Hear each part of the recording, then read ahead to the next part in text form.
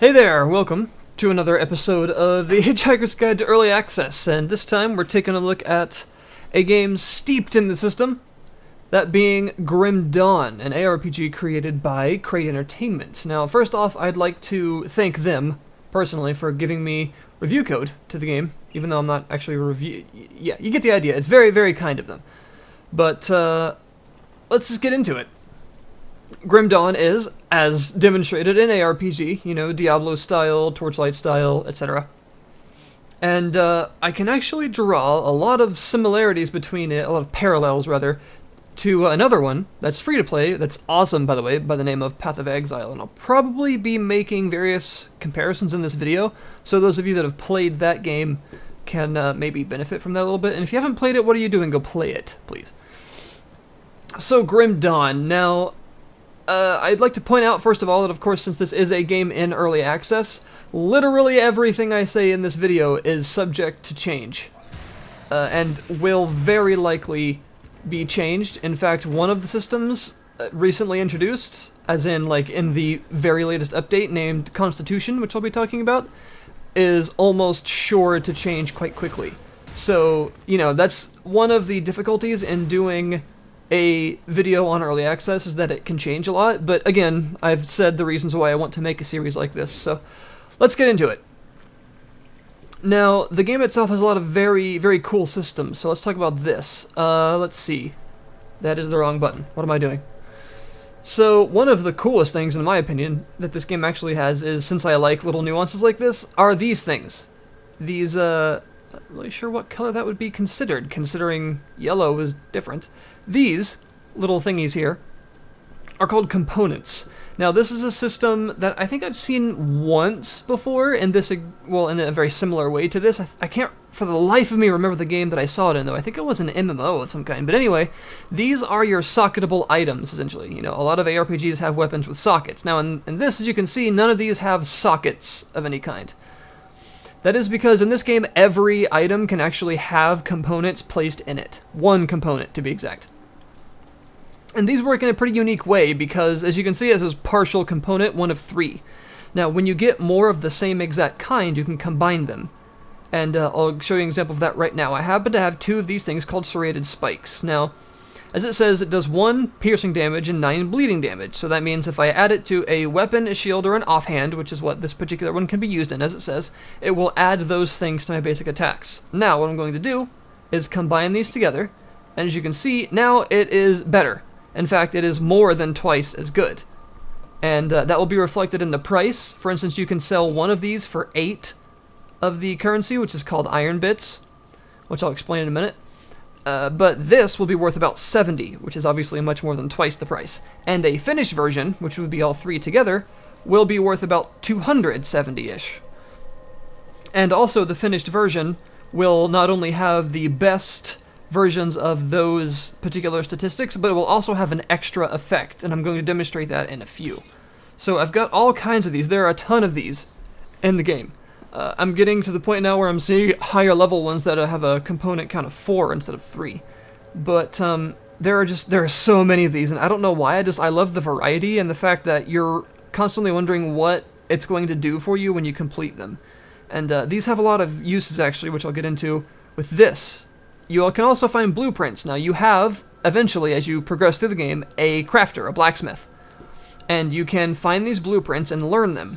And this is what it will give you. A really, really awesome sounding weapon, it looks like.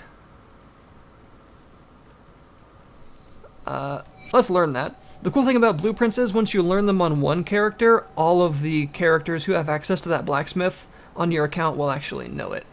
So let's go ahead and do this whole crafting thing and talk to you about that. So, by the way, this is Devil's Crossing. Let's actually start off a little slower. Devil's Crossing, this is the hub, you know, this is the main town of the game. As you can tell, things are quite dark. Grim in the name, very appropriate. This, again, is very similar to Path of Exile in the way that you're in the, it very much codifies the trope of crapsack world. Yeah, the world sucks. Everything's going just down the drain. I mean, the world itself in this game, the actual planet, I guess, or the continent that it takes place in, is called Cairn. So, you know, another name for like a grave marker. So it doesn't really get much more grimdark than that unless you want to be Warhammer 40,000. So yeah, the game is very, very gritty and grim. Some people have compared it to the Souls games in the setting, this kind of forsaken world with lots of supernatural things happening all over the place and humans just being fodder for much larger forces at work, which is pretty accurate for how it works. Now, I'd like to show, actually, the variety that I've found so far in my few hours of playing. I've played this for, I'm not sure exactly how long, but I'm level 27 right now on my main character here. This is the stash you have. As you can see, these are all different kinds of components that I've found. So I'm going to, I think, can I finish? Ooh, I can finish my hallowed thing. Let's see what it looks like. Okay, this, ooh, it gives you a skill, Blood Drinker. Power your attacks with vampiric energy. So for 8 seconds, you'll have a bunch of lifesteal. I want that a lot. Gives you a bunch of, yeah, I actually have a problem with healing as my class combo, so I'm gonna put that on my offhand. Yes. There. And now, my malformed effigy, which is just the loveliest item in the game, obviously. Just is beautiful looking. I can now get a new skill, which I would definitely like to do. So let's put it down here. Blood Drinker. There we go. That's cool. A lot of these completed components, like say the one I have in here called Purified Salt, they will give you new abilities, or sometimes procs, which of course are passive abilities that have a chance to be activated when you attack and things. So that's awesome. I love everything about this system. I can also finish my Molten Skin, which gives me a bunch of fire resistance, some armor, and spirit. I can put in any piece of armor, which isn't bad, actually. I've got some chilled steel here. I've got this Blessed Whetstone, which I've never found one of before, so that goes there. Polished Emerald, which I already finished one of right there. Spellwoven Threads, which is new to me, and Serrated Spike. I have a completed one of those, which gives you a piercing aura ability, which is pretty cool. So yeah, as you can see, this system is very, very strong. You know, there's a lot to it. There's a ton of different kinds of these. And as you can tell, some of them, including the ammunition types, they can all be used in various kinds of equipment. So the ammo, obviously, there are guns and crossbows. There are rifles, pistols, hand cannons, revolvers, revolving cannons, all kinds of stuff, which I'll show in a minute. And yeah, I like the system a lot. I think it's really, really cool. It's very unique, I think. And it adds a lot because of the whole new skills and just upgrade potential. And of course, there is an NPC who can either destroy the component to allow you to put a new one in your item, or destroy the item to get the component back in classic ARPG style. So there we go. Now let's go to the whole crafting interface, and this is the other use of these because these components are also used in crafting items. So here's my blacksmith. You can craft all kinds of different stuff, and these are unlocked in different ways, of course, just through progress and through blueprints. And you click on it and it shows you what you need. In this case, I need 2 Aether Crystals and a cracked lodestone and 3,000 iron bits to get one of these, and it of course have a bunch of random stats attached to it. Now the blacksmith can create all kinds of good stuff, so these are actually pretty important, and he can also create better components. For instance, I'm trying to get 4 of these, which are sort of like an upgraded version of the cracked lodestone, which gives you some lightning-related effects. These amber seem to be a much more potent version, so I'd like to find more of these, because I think I need 1 more amber to make a full component and see what it gives me. But, what's this omen thing? That looks pretty cool. That's nice. Alright, what do I need? I need a finished corpse dust, which I have. Finished hollowed fang, which I may have used, cough. And an unholy inscription, which I don't have finished yet. Also, you need scrap for a lot of this stuff. Scrap is a resource that you'll find starting from the very beginning, and you'll use it for a couple things. Some quests need it. You can repair bridges to allow you to access new areas, which will also require scrap. And after that, it is also, of course, used in crafting. This is actually uses a crap ton of it. Scrap is very valuable, by the way, in this world. As you can tell, since it's kind of gone to shit, repairing stuff is very important. And scrap, obviously, is, you know, with the whole repairing bridges thing, it shows that humanity is trying to eke out a living, basically is the theme. And scrap is about 800 iron bits per piece if you want to buy some. So you're probably not going to be doing that very often. Now, the resource for purchase is iron because gold is not nearly as valuable. Since iron can be used to build weapons, ammunition, and repair stuff, iron is the replacement. So iron bits are your money. Now, you also, of course, have teleportation devices, rift gates in this case.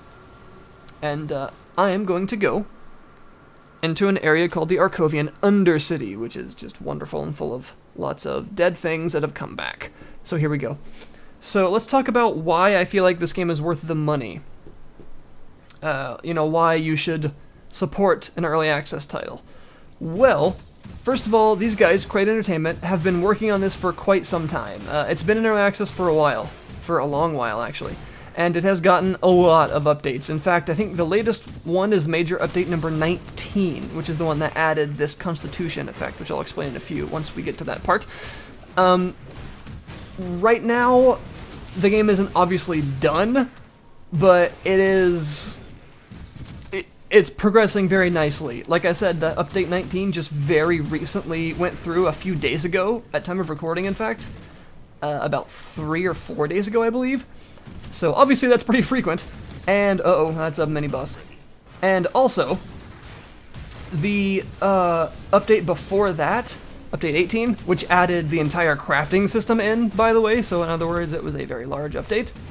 That one was added like less than a month-ish before that. So in other words, these are people that have clearly not abandoned their product.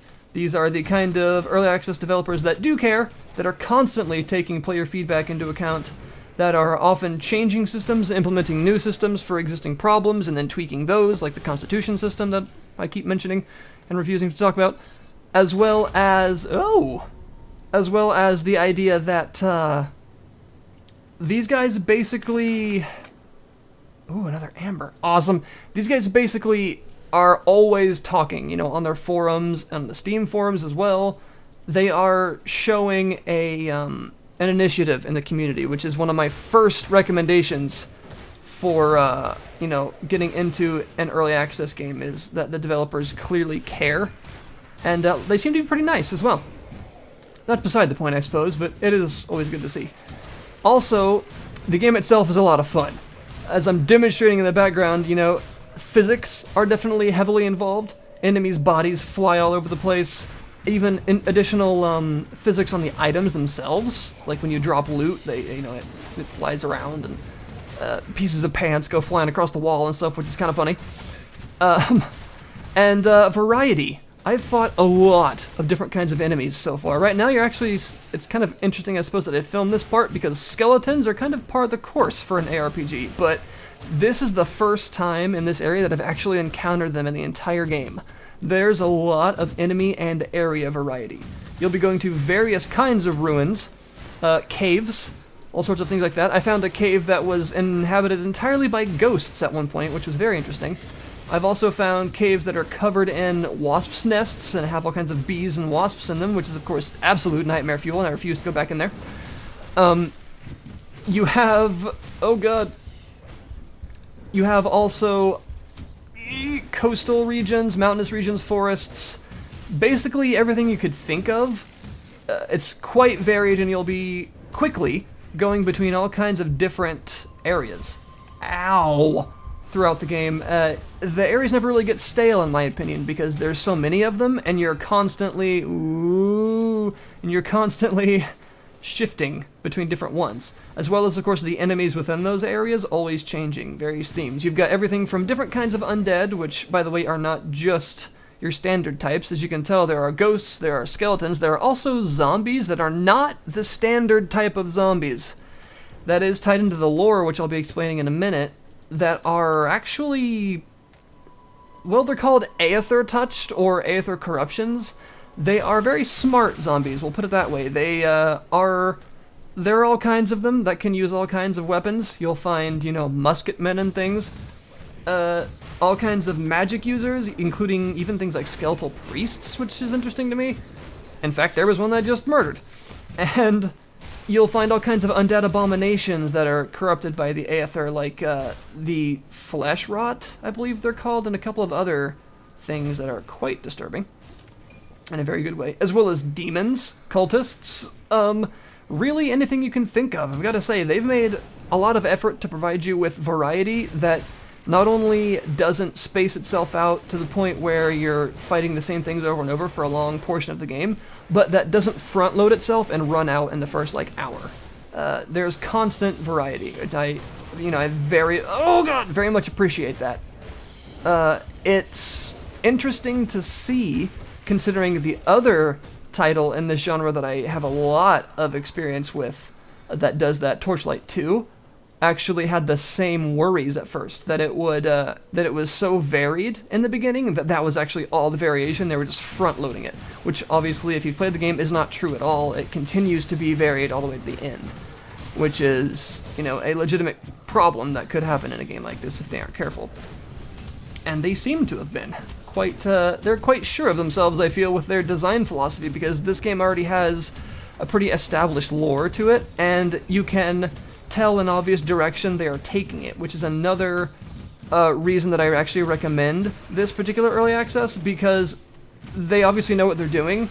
They have a particular design goal in place, and you can actually physically track their progress towards it and feel, that they are completing the game. They are not just sort of making it up as they go. They have a particular end in mind for the way the game is supposed to work, essentially, which I like to see.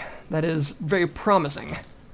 As you can tell, in classic ARPG style, there's loot everywhere of various colors, which is good, and the color system in this game is actually different. Yellow is actually one of the first, which is normally blue. In this case, blue was actually, unique or legendary, so all the, sort of named unique stuff is actually blue. Green is actually better than yellow. Orange is actually, potions and consumables and stuff. Yeah, the colors, the loot color system is very weird compared to most of them, I've got to admit. But I don't mind that. It's, fresh.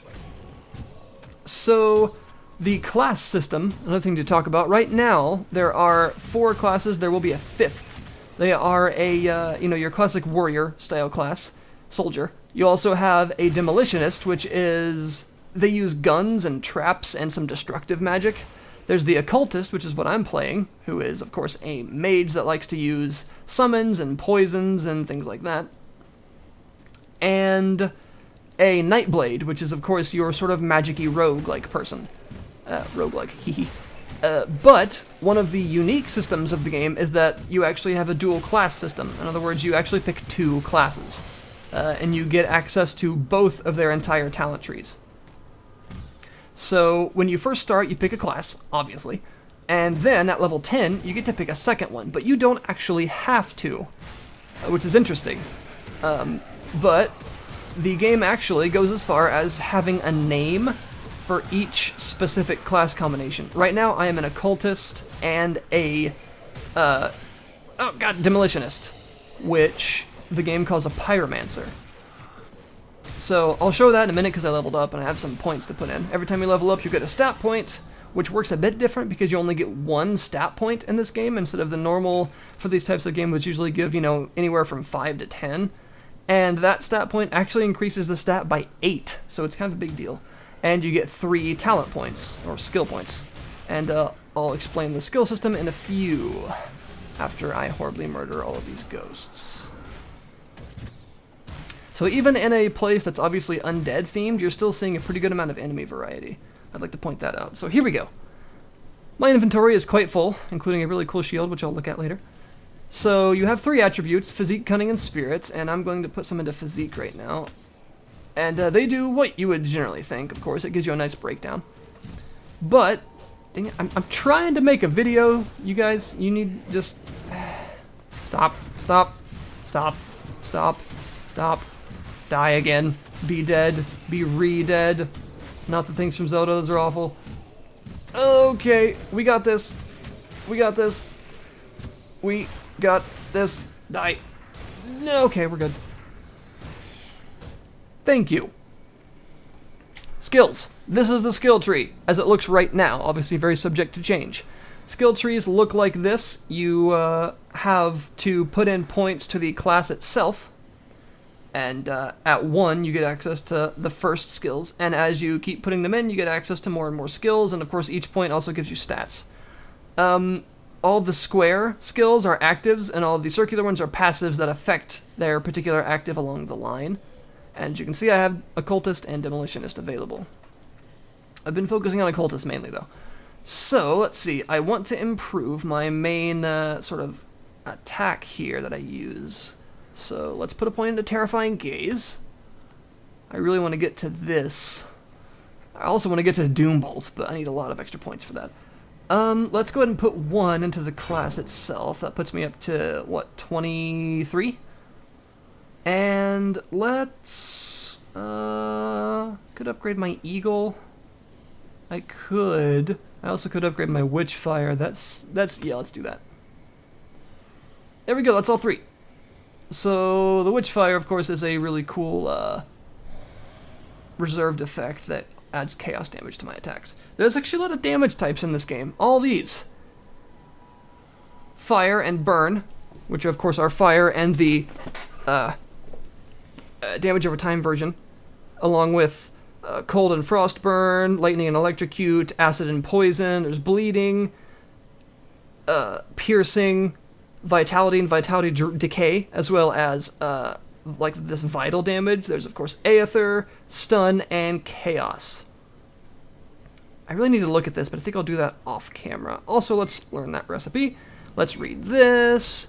There's all kinds of these diaries and logs and things you can find that add to the lore of the game. This one's quite long, so I'm not going to read this on camera right now, but I will later because the lore is interesting. And let's talk about the lore. The lore is interesting. There is some definite Lovecraft stuff going on with the faction called the Chthonians, of course, who use a lot of chaos damage, a lot of demons, a lot of blood magic, cultists, and just a sort of corruptive force. And then the other faction that's vying for power in the game are the Aetherials, which it kind of sounds like a generic heaven versus hell plot, but it is not at all. Because the Aether is actually not kind in any way. It isn't light versus darkness. It's more like weird undead and horrible spectral abominations versus blood, cultists, and demons. Yeah, like that thing. What is that? I did not expect to find that. And then, of course, there are things that are part of neither faction that are also terrifying like that. So the lore that I've gained so far is that the Aether things, which are these weird kind of crystalline, spirity factions that really appreciate taking people's bodies over, and also raising undead and corrupting bodies into strange, twisted abomination forms, are wanting the planet Cairn, or the world of Cairn. And the other faction wants it as well, and they are the Chthonians, which of course have lots of the crazy blood magic and demons and stuff. And they're fighting each other, and the humans are kind of caught in, oh good lord, also by the way you get a ton of enemies on screen at any given time in this game. And the humans are kind of caught in the middle. Unfortunately. The humans are just sort of there, and they have to deal with the repercussions that there are forces way beyond them vying for power in their world. And actually, I've got to both say that the plot reminds me of Path of Exile as well as the tabletop game, which I love so dearly, called Exalted. It actually kind of reminds me of Exalted as well. So, yeah, that's the lore so far. It's still being developed as far as I can tell. And the Grim Dawn itself is actually an event that happened. I believe it's sort of the big start of the war between those two factions when they fully revealed themselves to the planet, to the humans at least. And the war started in full force. And then the war basically went to crap after that. The world went to crap after that. Which is why iron bits are a currency and humans are finding bastions of security in abandoned prisons. So yeah. That's the lore so far that I've figured out. You were possessed by the Aether, but it was driven out of you because you were hanged, and they cut you off just before you died, and now you have somewhat fantastical powers because of the power that was within you and is now gone. You are Aether touched. So yeah, it's interesting. It reminds me of a combination of Exalted and Path of Exile, and I am completely okay with that. Also, you might be noticing that the game has a theme of a lot of enemies on screen at once. The combat is very hectic in this game, which I like. There are lots of cleave and AoE effects. As you can tell, this sword, of course, can do that crazy circular lightning thing, as well as I have a rune sort of thing equipped that can do that, throw out those like little meteors. There's a lot of skills and things in the game, just not a lot for each class. There are a ton of skills and procs and things on equipment, as well as I showed you on those components. Now let's talk about what is currently missing from the game, as well as things that might change very soon, because obviously that's a very big part of early access that of course is not done, so there are things missing. So we'll talk about what's planned. A 5th class is very soon to come in, called the Arcanist, which I believe is going to be a more purely magical focused class, which I'm very interested in. I would love to play an occultist / arcanist. I think that'd be awesome. So a 5th class coming in soon. I even have an item that actually gives me plus skills to arcanists, even though it's not available yet, which is interesting. So I saved that thing. And also this system, so Constitution. Let's talk about this. You may have noticed that when I'm out of battle, my health regenerates, which is interesting for a game like this. This little yellow bar here normally, of course, covers the entire health gauge. It's called Constitution, and when you are out of battle for long enough, oh good lord, there's a lot of enemies over there, your Constitution will regenerate your health as long as you don't take damage for a bit. But of course it drains in the process, and once you run out of Constitution, you no longer can regenerate your health quickly. You need healing magic or potions and things like that. So this is an interesting system. They have just implemented it, and they have said that it's not exactly the way they like yet, and that it's very likely going to be changed and tweaked and refined. So the system as I'm showing you right now is very unlikely to be exactly like this for all that much longer. It's probably going to change significantly. But the general idea of the system itself I really, really like. I actually hope they keep it in some form because I think it's neat, but it does need some refining and some tweaking. Characters with a large amount of health, for instance, can drain their constitution in like one battle. And it's an answer to sort of out-of-combat healing exploits and things like that, and I think it's really, really neat. But it definitely needs refined, and of course they have said that it is not exactly how they envision it yet, and that it is going to be tweaked continually. So, let's see. The 5th class, the Constitution system. The crafting was obviously a very recent addition, and is also subject to change, with obviously many more things to craft, as well as refinements to the way crafting actually works. There may be some more NPCs, of course, coming in that allow you to do different things. Also, there are 3 acts of the game that are currently planned, and 2 of them are in right now. So the 3rd act has not been put in yet. I will show you. All of this stuff up here is likely to encompass the 3rd act, and it is not available yet. So this is the world that's currently available to you right now, all of these places, which is still pretty damn big.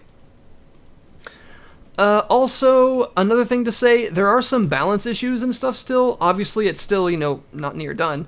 There are certain enemies that may be way too difficult to kill sometimes, that may have like stun lock and one-shot abilities that they'll combine, especially enemies with the eldritch thing under their name. As you would expect, though, anything with the word eldritch in its name should be horribly powerful. I love that word, by the way. And of course, class balance, item balance, ability balance, all the skills and things. There's a lot of work to do still, and I want to point out that the game is obviously not near completion yet. So, as with any early access title, that is the case, but in this case, it is very, very, very playable. There are some pathing issues, like, say, going upstairs can sometimes make your character freak the balls out for no reason. That's not all the time or anything, but that's just something I want to mention because it's kind of a problem and they should totally fix it because it's really annoying. And there have been some instances where I've encountered a couple of bugs, surprisingly not very many, but the ones I have encountered have included things like portals getting stuck as unactivated when you come across them, and me having to like kind of leave and come back later for it to actually fully activate. To occasionally I've sold something and it's given me the money and kept it in my inventory, which is a little weird. And a couple of times I've also encountered enemies that have like gotten stuck in walls and things like that, but that has only happened like twice, I believe, in the entire time I've played. Also, one thing I will say, I've experienced no crashes while playing. However, every time I've went to the options menu and tweaked the options up, it has crashed after I've pressed OK.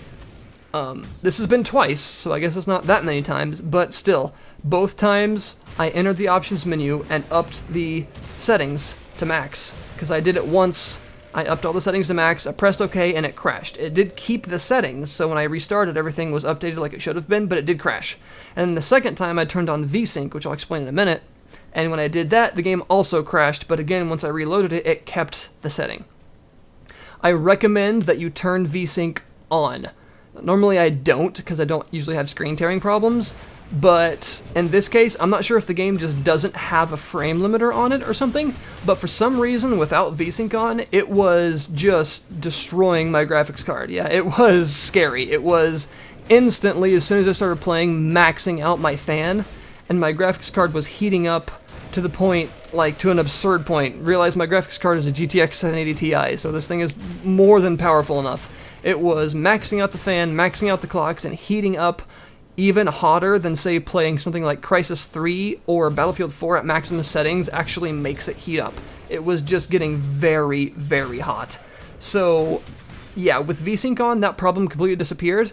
Now it runs nice and cool, and it runs at a solid 60 FPS most of the time. However, there are certain situations where the performance can drag.